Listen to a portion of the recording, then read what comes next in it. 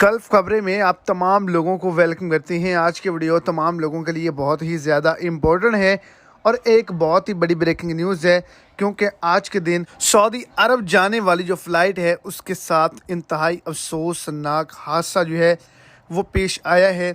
और इस जहाज़ के अंदर जो है वो करीबन 230 जो मुसाफिर थे वो सवार थे।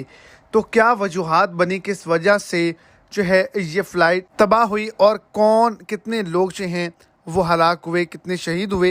वीडियो को तफसीलात को जानने के लिए वीडियो को एंड तक देखें ताकि आपको तमाम डिटेल्स की अच्छे से समझ आ सके। और अगर इस चैनल पर फर्स्ट टाइम है तो लाजमी से चैनल को सब्सक्राइब करें, वीडियो को लाइक करें और अपने दोस्तों तक इसको ज़्यादा से ज़्यादा शेयर करें।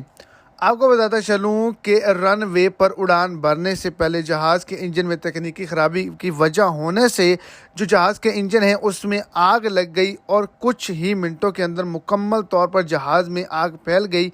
जहाज़ मुकम्मल तौर पर जल कर तबाह हो गया, लेकिन कोई भी मुसाफिर जो है वो हलाक या शहीद नहीं हुआ, क्योंकि उनको बाहर निकाल लिया गया था।